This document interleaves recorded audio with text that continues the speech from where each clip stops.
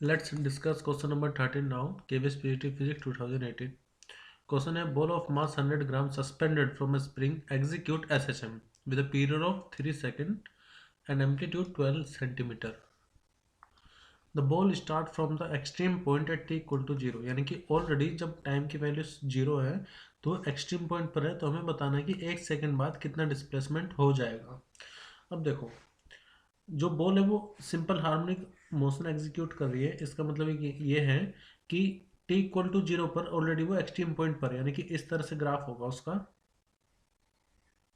इस तरह से. यानी जो ग्राफ होगा वो कैसा होगा, कोस. अभी मैं बताता हूँ कोस क्यों होगा. ये मान लेते हैं पोजीशन और ये टाइम. अब देखिए, एक स्प्रिंग है और ऑलरेडी ये अपने एक्सट्रीम पॉइंट पर है. तो एक्सट्रीम पॉइंट होने का मतलब ये है कि जब टी की वैल्यू 0 है तो ऑलरेडी उसका कुछ ना कुछ डिस्प्लेसमेंट है. 0 नहीं है डिस्प्लेसमेंट टी इक्वल टू 0 पर.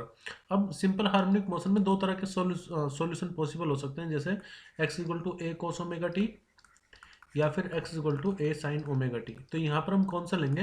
देखो, टी इक्वल टू 0 पर कुछ ना कुछ डिस्प्लेसमेंट होना चाहिए. तो अगर मैं यहाँ पर टी इक्वल टू 0 ले लूँ तो x इक्वल टू 0 हो जाएगा ना, क्योंकि साइन 0 की वैल्यू 0. लेकिन यहाँ पर अगर मैं टी 0 लूंगा तो ये पूरा कॉस 0 यानी कि 1 होगा, यानी x इक्वल टू ए आ जाएगा. तो इसलिए यहाँ पर टी इक्वल टू 0 पर कुछ ना कुछ डिस्प्लेसमेंट होगा. इसलिए मैं इस इक्वेशन को प्रेफर करूंगा, a x equal to a cos omega t. और हमें x फाइंड करना है, मतलब हमें पोजीशन फाइंड करनी है कि t इक्वल टू 1 सेकेंड के बाद पार्टिकल कहाँ पर होगा, 1 सेकेंड के बाद. और देखो, टाइम पीरियड हमें कितना गिवन है, 3 सेकेंड. अच्छा, आपको ये रिलेशन पता होगा, टी इक्वल टू होता है 2 पाई अपॉन में ओमेगा. तो इसको हम ऐसे भी लिख सकते हैं, x equal to a cos 2 pi upon में टाइम पीरियड इंटू में टाइम टी. अब सब वैल्यू हमें पता है, बस एक्स निकालना है. तो एम्पलीट्यूड कितना है, एम्पलीट्यूड है हमारे पास 12 सेंटीमीटर. तो यहाँ पर रखो 12 कोस 2 पाई. टाइम पीरियड कितना है, 3 है, और स्मॉल टी की वैल्यू है 1, यानी ये आएगा 12 कोस 2 पाई अपॉन में 3. तो 2 पाई अपॉन 3 की वैल्यू,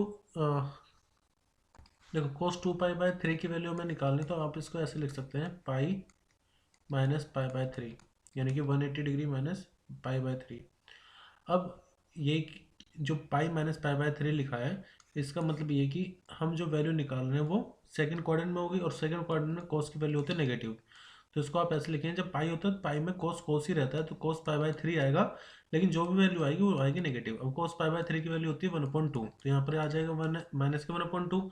तो एक्स इक्वल टू आएगा 12 इंटू में माइनस 1/2, यानी कि माइनस के 6 सेंटीमीटर.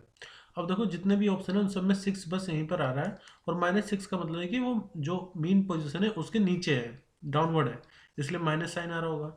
तो हमारा करेक्ट आंसर होगा option D, 6 centimetre below the mean position.